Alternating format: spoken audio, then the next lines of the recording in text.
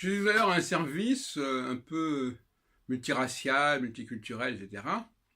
Et à un moment donné, il y a un groupe qui a commencé à faire une chorale dans une langue africaine.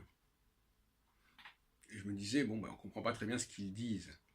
Mais après, je me suis dit que finalement, la synagogue, c'est exactement pareil, à peu de choses près. Les gens chantent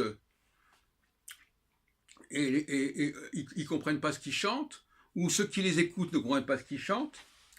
Il est rarissime que quelqu'un connaisse l'hébreu dans une synagogue française et parisienne. C'est presque une exception, disons. Et par conséquent, on s'aperçoit d'ailleurs que, au fond, c'est plus facile de chanter dans une langue qu'on ne comprend pas que dans une langue qu'on comprend. Je ne parle pas de la facilité technique, mais mentalement, on peut chanter, quand on chante dans sa propre langue, dans une langue qu'on comprend, on fait attention à ce qu'on chante quand même, plus ou moins. Dans une langue qu'on ne comprend pas, on peut chanter des trucs qu'on se... Mais si les gens savaient exactement, avaient une pleine conscience de ce qu'ils chantaient, ils ne le feraient pas. Mais comme c'est dans une langue étrangère, le cerveau ne fonctionne pas de la même manière. C'est-à-dire que quand on n'a pas une conscience directe, mentale, du sens des mots, eh ben on peut employer ces mots-là indifféremment, on ne fait pas très attention, c'est du chant, c'est de la... Voilà, on passe de l'éthique à l'esthétique, et par conséquent, beaucoup de gens seraient stupéfaits, beaucoup de juifs notamment seraient stupéfaits s'ils comprenaient. L'autre jour, je signalais que le schéma Israël disait que si on ne respectait pas les commandements, il n'y aurait pas de pluie, par exemple. Bon, je ne sais pas si la plupart des gens qui lisent le schéma Israël ont conscience qu'ils prient, ils font une danse de la pluie, ça m'étonnerait beaucoup. Donc voilà, il y a des choses comme ça qui...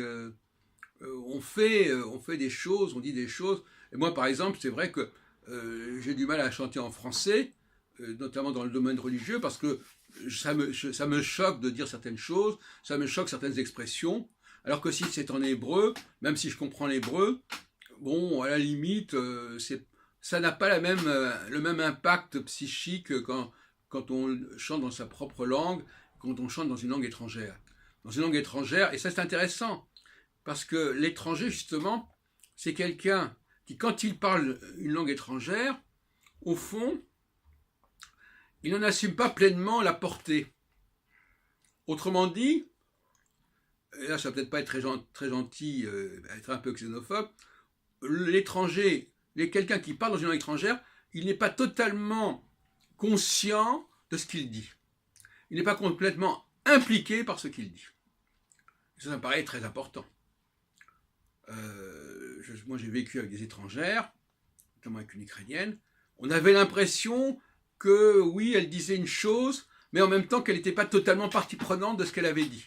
Et qu'elle ne se sentait pas vraiment engagée par ce qu'elle avait dit, parce que ce n'était pas dans sa langue russe d'origine, etc. Bon. Voilà. Bon, donc il faut bien comprendre cela. C'est un point que je n'avais pas suffisamment développé jusqu'à présent. Parler dans une langue étrangère, c'est toujours prendre du recul et de la relativisation par rapport à ce à quoi on s'engage.